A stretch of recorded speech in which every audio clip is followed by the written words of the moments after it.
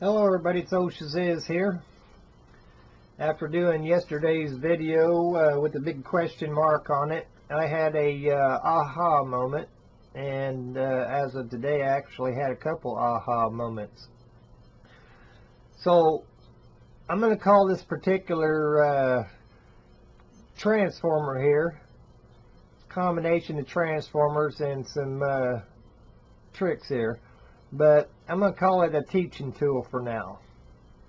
3/25/2020, that's today's date. So this was just created today using a eureka moment that I had yesterday. So anyway, there's some anomalies going on with this deal right here. I'm not going to say much about what this thing is actually doing, because I don't want to try to get myself shot, for one, but I don't want all the ridicule. So what I'm going to do is I'm going to tell you parts.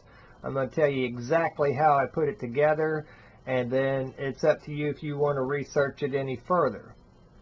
But if you do decide to research it further, you're not going to be displeased with what you find out. There's some things about electricity and magnetism that this teaching tool right here is going to demonstrate for you, and you know, the results of what's going on here I think you're going to like. Anyway, so with that said, I'm going to turn a light on and get into a little bit of stuff here for you.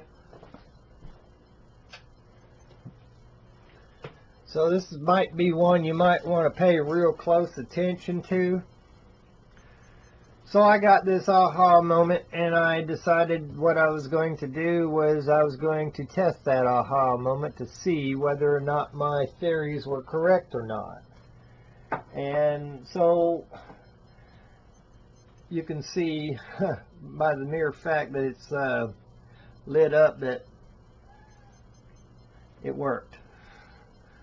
Alright, so what I got right here is I got a little 1 amp battery charger, and if you see I turned this over on 12 volts, there's no change in the deal, and flipped it back over on 6 volts, there's absolutely no change. So I measured the voltage on this, and it seemed to be higher than 6 volts on this side, so it could very well be 6 volts or 12 volts.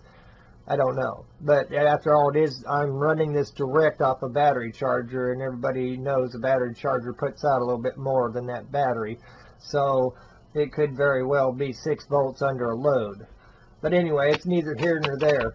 The most important thing is that when you fill this little 30 amp RC motor controller, it's just barely warm to the touch. It's not hot at all, and that's a really important thing right there. Because normally when I'm running in the standard motors configuration, I'm actually generating some heat on that thing. Let's see if I can straighten this thing up a hair. Alright, so I'm actually generating some heat when I'm running these motor controllers with 12 volts on you know, a different setup like this right up here. These running off of the same exact motor controllers. I picked the small ones intentionally for a reason, and when you see why it is that I do that, I think you're going to be happy about it. Anyway, so initially I took 3 strands 10 feet long of 14 AWG magnet wire. And what I did was I basically twisted them and braided them like a rope. And then I took these coils right here, these precision AC coils. I will give you links and pictures of the exact ones that I got. And carefully looped it through there. That was the hardest part right there. And then I hooked it up to the RC motor controller with the servo tester. When I initially hooked my voltage up to it, I absolutely had no neon bulbs lighting up whatsoever. And so from that point, I got to thinking about a few things with my neodymium magnet accelerator. Now these little leads right here, these are steel wire. There's steel wire inside these. These transformers right here are actually basically the same thing as these, but these are for amp meters. And so you can snap them around a wire and you can actually measure amperage with these things. I'll also give you links to those. But anyway, when I ran one single wire through that and connected it to the where it would be the mid center point tap on there, suddenly the neon bulb lit up. I did the same thing on the opposite side, opposite wire. And then in the center, these two come together right here. So you got one connected to the outside, which I got these marked red, black, and blue. And then over here, the same thing, red, black, and blue, because it's a good idea if you want to know what end of the wire without having to go through all the hassle. Label them as you're winding it and leave them labeled so that when you get to the other side, you don't have to try to figure out which wires are which. Anyway, so from that point on, I was able to get the two neon bulbs here to light up, but not one of the other ones from all the way around this deal. And so, since I had already figured out about this steel wire right here, and that's really important, remember that steel wire. Once I figured out that steel wire right there was actually what was enabling these neon bulbs to actually light up.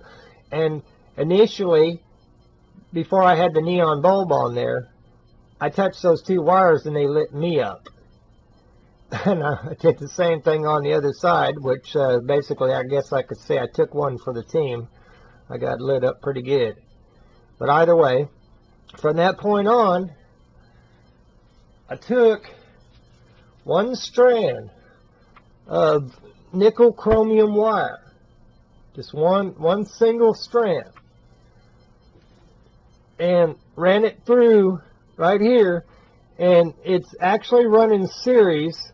The other end of this lead right here that's connected to both of these that then in turn go to the outside.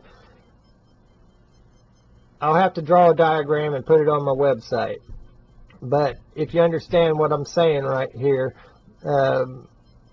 the steel wire goes to here, loops around, and then it goes to there. And on the other side, the steel wire goes through the other one, loops around, and then goes back to here. So these two are actually connected together. And so this right here is connected to that nickel chromium wire, the one single strand that goes all the way around, and the other end is connected. So this nickel chromium wire is actually ran in series with the center tap. So from that point on, I was able to get all 8. Each one of these has a neon bulb attached to it. I was able to get all 8 of them to light up, and you can see what it looks like right now. So it's for the most part a really simple build, and the hardest part, I guess, was twisting this wire up. Basically 3 strands, 14 AWG, twisted up just like a rope. And then I wrapped it around a container that was like that, and everything running clockwise through the entire deal. And then had to carefully feed them through. These are just hot glued on there. And then I zip tied in between each one of them to hold these wires snug together as much as possible. But like I said, this is actually a 30 amp according to the deal right here. It says it's a 30 amp. I wouldn't try to run 30 amps, but who knows? It might actually hold up to 30 amps. I'm doing this with 1 amp. 1 amp battery charger. And so that gives you a little bit of leeway before that thing starts to smoke. This thing is it's not hot at all. It's been running for hours, and it's just warm to the touch. So turn that off right there. And I don't know if you can hear, but this thing will actually do just like a regular motor, brushless motor, and you can hear it tune itself.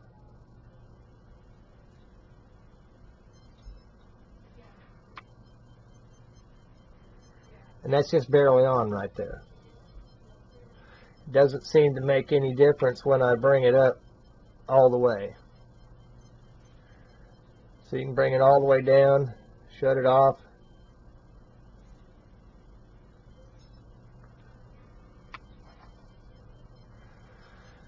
Anyway, I'm really excited about this because, like I said, I'm just going to call it a teaching tool right now. But when you figure out what this thing is actually doing, if you decide to replicate this, I think you're going to be really happy. So with that said, I'm gonna shorten this video at this point right now, and hopefully you stay tuned because I'm not done. I'm gonna do some more things with this particular deal right here, and I got a good feeling from when people realize what's going on. The way that we actually design generators from this point out is it's going to be a lot different. And the heat that would have normally been in this motor controller, it would have been hot to the touch right now. And obviously you know that circuitry inside there, it needs to stay cool. This has been running for a long time, and it's just barely warm to the touch. I'm going to do a few more tricks to this one here, and then I will share that information with you later and show you some things. Like I said, at this point in the game, I'm not going to tell you what this thing does. If you want to find out what it's actually doing besides the whole little blinky thing there, you're going to have to replicate it. You're going to have to try it yourself. And then you can do with that information what you want. But I'm going to incorporate this particular system into another one that I've been on the back burner waiting to share with you once I get my lab completed. And this in conjunction with that, I think you're going to be more than pleased. Anyway, peace and love, everybody. Take care. Share this video. Thank you.